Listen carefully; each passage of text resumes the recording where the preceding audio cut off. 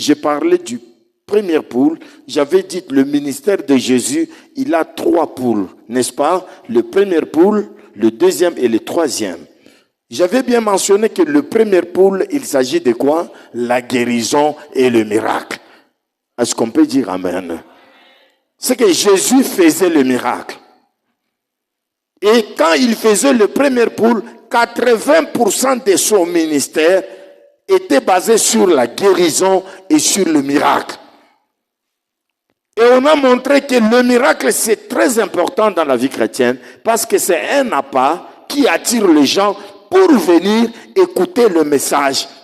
Le miracle n'est pas le message, mais le miracle, c'est un appât ou un moyen d'attirance pour qu'on vienne écouter le message. Amen. C'est là où le miracle aussi a sa place dans la parole de Dieu. Nous ne devons pas rejeter le miracle.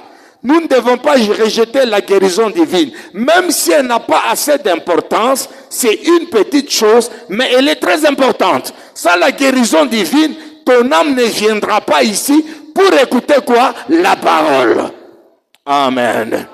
C'est-à-dire que Jésus, quand il faisait le miracle, les gens étaient attirés vers lui. Suivez. Ils sont venus, la Bible dit, parce qu'ils le voyaient faire le miracle et le signe. Ça les a attirés. Allons suivre ces miracles. C'est quelque chose qui les a attirés. Quand ils sont arrivés là-bas, Jésus connaissait qu'ils sont venus pour le miracle, bien sûr. Il a multiplié le pain. Ils ont mangé. Tout le monde a besoin de la nourriture. Quand tu manges, tu loues Dieu. Parce que la Bible dit, quand vous avez la nourriture et quoi vous vêtir, cela vous suffit. Amen. Tu as les habits, tu as la nourriture, ça va quand même. Et tu as où mettre la tête. Mais les exagérations là, ce sont les païens qui en cherchent et qui tombent dans des pièges.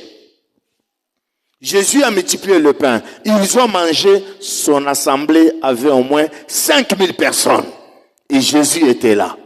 Il a fait le miracle. Il a multiplié le pain. Les gens ont mangé. Il y a eu même beaucoup de paniers qui sont restés. Je crois 12 paniers. Je vous ai toujours parlé, quand je parle de la Galilée, comment la Galilée était divisée en deux. D'un côté, c'était la Galilée des nations. D'un côté, c'était la Galilée des Juifs. Je vous ai toujours parlé de ça. Quand Jésus fait le miracle et qu'il y reste 12 paniers, c'est en fonction des 12 tribus d'Israël. C'était du côté des Juifs. Quelqu'un peut dire Amen. Quand il fait le miracle, il y a 7 paniers qui restent. C'est la Galilée des nations, du côté des nations. Parce que nous avons le 7 âges de l'Église. Que Dieu bénisse le cœur de quelqu'un. Parce que j'ai déjà montré comment on avait donné à Salomon, Salomon avait donné à un roi. J'ai déjà parlé de ça quand nous parlons sur d'autres choses. Alors quand les gens mangeaient, ils ont dit, vraiment voilà le prophète qui devait venir. Le miracle les a prouvés, les a poussés à déclarer que Jésus était un vrai serviteur de Dieu. Moi aussi j'approuve. Un vrai serviteur de Dieu, Dieu l'accompagne par les signes et par le miracle. Ces gens n'avaient pas tort d'apprécier les signes et les miracles. Nous voulons aussi un Dieu. Quand je suis affamé, il me donne la nourriture. Quand je suis malade, il me guérit. Quand j'ai un problème, il le résout. Là, qu'est-ce que je dirais? Dieu est bon. Jésus, c'est un Dieu puissant. Alléluia. Tout le monde a besoin de ça. Quand tu es affamé, Dieu te donne la nourriture. Parce qu'il a dit, je suis l'Éternel qui guérit toute chair. Tout celui qui manque à manger, il y a un Dieu pourvoyeur. Ce soir, que Dieu te donne la nourriture. Qu'il te donne. Parce que ça, c'est là comment tu vas glorifier son nom. Si tu manques la nourriture. Non, ce n'est pas bien. C'est vrai, on peut manquer, comme je vous avais dit. On peut manquer la nourriture, bien sûr. Mais quand on en a, Dieu nous les donne. Ça fortifie aussi la foi. Ça fortifie les enfants. Ça fortifie ton épouse. Qu'est-ce que les gens vont dire? Nous ne manquons de rien. Nous avons les Jéhovah de l'Ancien Testament. Quand Israël, en tant qu'Église, passait un temps de pénurie, un temps de désert, sans nourriture, sans eau, le même Dieu, Le même Dieu, le Jéhovah de l'Ancien Testament, qui est le Jésus du Nouveau Testament, il a pourvu aux besoins de son peuple. Ce soir qu'il pourvoit pour toi. Alléluia. Il est le Jéhovah des miracles. J'aime te faire voir. Il n'est pas un homme pour mentir. Il n'est pas limité comme toi. Il est le Dieu Jéhovah des miracles. Quand il dit quelque chose, la chose doit exister. Alléluia. J'aime un Dieu qui a fait tomber la manne, la nourriture des anges sur la terre. Les humains ont mangé. J'aime un Dieu qui a nourri Élie, le Tisbite. Le corbeau lui a amené le pain et la viande. J'aime un Dieu qui a fait que les gens mangeaient la viande. Ça sortait même dans le narine. Pourquoi? Il y a un Dieu pourvoyeur. C'est le même Jésus. Il n'a pas besoin de quelque chose.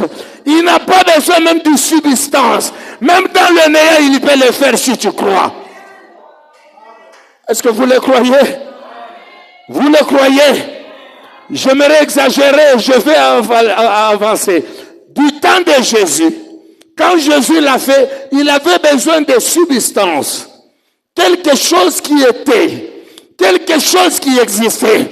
Mais ce qui me réjouit, c'est que le même Jésus, il a promis vers le soir, je ferai maintenant le miracle à partir du néant. J'aimerais dire à quelqu'un, notre promesse au temps du soir, c'est que Jésus peut faire le miracle à partir du néant. Si tu le crois comme ça, c'est ça la foi que nous devons avoir.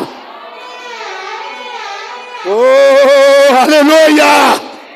La promesse de Malachie 4, de Jean 14, selon William Branham, c'est que le même Jésus, Isaac, qui a pris le peu de pain, qui était la substance, quelque chose qui existait, il a multiplié, 5000 personnes ont mangé. Est-ce que tu peux dire gloire à Dieu? Est-ce que tu peux dire gloire à Dieu? J'aime le Dieu qui nourrit 5000 personnes à partir de quelque chose.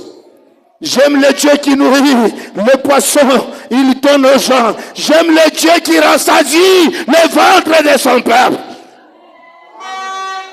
Ils ont mangé, ils étaient rassasiés et il y a eu le reste. Oh, gloire à Dieu.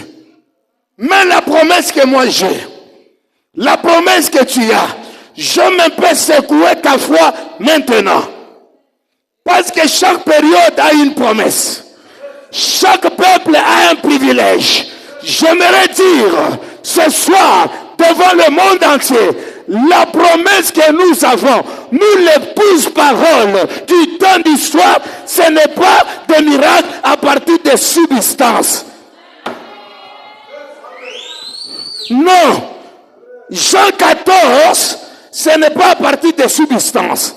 C'est à partir du néant. Quelque chose apparaît. C'est là où nous avons vu aujourd'hui. William Branham, le plus grand prophète, depuis Enoch jusqu'à nos jours, il a parlé et les écureuils sont venus à l'existence. Oh, my. Il a parlé. C'est ça notre Dieu. Il dit, la chose arrive. Il parle, quelque chose commence. Oh, mes frères, tu peux commencer une affaire à partir du néant. Tu peux commencer quelque chose par la foi. Tu peux commencer un projet, tu n'as pas de contact. Mais tu es un seul Dieu qui est ton manager. Il te dit ce soir, crois, tu verras. Alléluia. On a vu le nez pousser dans cet âge. Le nez pourri. Nous avons un Dieu qui a la capacité d'enlever la pourriture et de remplacer un nouveau-né. Oh!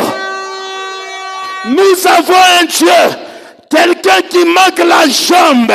On parle, il reçoit sa jambe. Dieu l'a fait dans cet âge. Nous avons un Dieu, quelqu'un n'a pas d'argent. Il dit, frère Branham, on n'a pas d'argent. Frère Branham l'a dit, ainsi dit le Seigneur, allez tel endroit, il y a du carburant, vous allez exploiter. Je parle d'un Dieu au temps présent. Je parle de Jésus au temps du soir. Et quelqu'un peut dire Alléluia. Je me sens bien. Le Jésus du temps du soir, Frère Branham dit, il fera des choses. Il a fait que le cancer quitte le corps des gens. Ce soir, en lisant ce qu'il a fait, tu n'as pas besoin de garder le cancer de l'utérus. Je te dis là où tu es, si tu crois, tu es déjà guéri. Ce soir, tu n'as pas besoin de faire couler les larmes. Celui qui fait couler les larmes, c'est celui qui ne connaît pas le Dieu de William Branham. Il se souviendra de toi.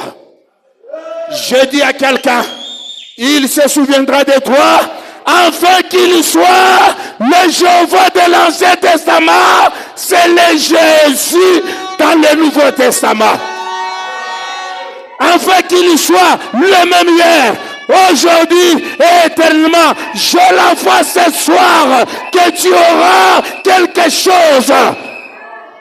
Merci Père. Alléluia. Reçois ta bénédiction. Je dis reçois ta bénédiction. Reçois ton salut. Reçois le Saint-Esprit. Parce qu'aujourd'hui, il y a un mystère. Quand on dit Amen, nous appelons une bénédiction. Quand on dit Amen, c'est un élément déclencheur des choses. L'impossible devient possible. Alléluia. Branham dit, Amen dit, oui, ainsi soit-il. Quand tu dis Amen, ce n'est pas que tu soutiens un homme. Tu ne soutiens pas le prédicateur. Tu soutiens la parole éternelle. Tu es en train de dire, Dieu a raison, Dieu fait-le, Dieu je le crois. Alléluia.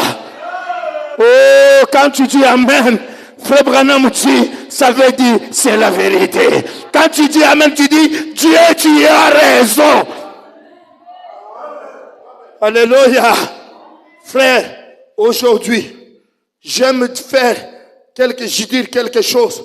Nous avons une plus grande quantité de Dieu plus qu'à la Pentecôte.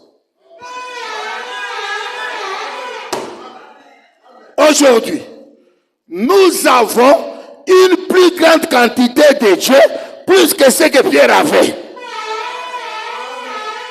C'est le Dieu que nous avons. Il a pris tout l'effort. Le Dieu du temps du soir, il a pris la forme de la colonne de feu. Il a pris la forme de la nuée. Il a pris la forme d'un homme aligné qui gère au tableau pour dessiner les 7 âges de l'église.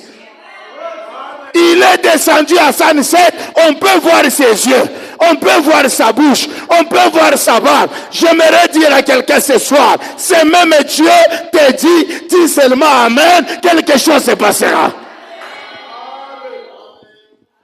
Oh, nous savons notre Dieu. Il est puissant. Miracle, signe, prodige, parole parlée. Ah, Seigneur. Ah, Frère Votre lui dit, s'il m'était demandé, dans quel âge voudriez-vous vivre? Je dirais, dans celui-ci. Et on lui dit pourquoi, il lui dit, c'est l'âge le plus glorieux de tous les âges qui ont existé sur la terre. J'aime un amen, je veux monter. Il y a des messages quand Frère Branham prêche. Il faut capter. Quand tu es trop superficiel, tu ne peux pas capter la pensée de Dieu. C'est vrai, j'ai anticipé, j'ai des choses à lire, mais laisse-moi un peu faire une petite folie avant que je retourne dans l'état d'un homme normal. Amen. Amen. Quand Frère Branham prêche, maintenant, il y a ici plus que Salomon. Est-ce qu'as-tu les oreilles spirituelles pour écouter?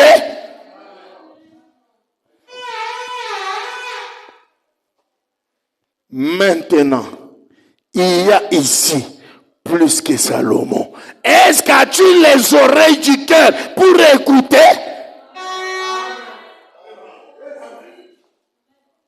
Est-ce que Frère Branham peut comparer Jésus à Salomon? Non! Non! Il y a ici maintenant plus que Salomon. Écoutez. Salomon, c'était un homme. Et il a fini sa vie en tant qu'un rétrograde. Oh, j'ai envie d'arrêter. Il a terminé sa vie en tant qu'un rétrograde. Il a laissé Dieu. La plupart des magiciens que vous voyez, vous savez d'où ils tirent leur magie? Ça vient de Salomon. Parce que Salomon, quand il a épousé autant de femmes, chaque femme a mené son Dieu. Chaque femme a mené une idolâtrie. Et Salomon s'est retrouvé dans l'idolâtrie. Et pourtant, il était un homme sage. Mais sa prière était restée valable. Sa prière a sauvé Jonas. Sa prière a sauvé plus d'une personne. Oh, quelqu'un peut dire Amen. Salomon, quand il dédicaçait le temple, il a dit, oh Dieu, alléluia, je me sens très bien. J'ai envie de crier, de dire, gloire à Dieu. Alléluia. Dieu, quand l'un de tes enfants, oh my God, est-ce que quelqu'un peut dire Amen? Serait dans l'état de difficulté et qu'il lèverait ses yeux par la foi, qui regarderait là où il y a le temple. Oh Dieu, exauce sa prière.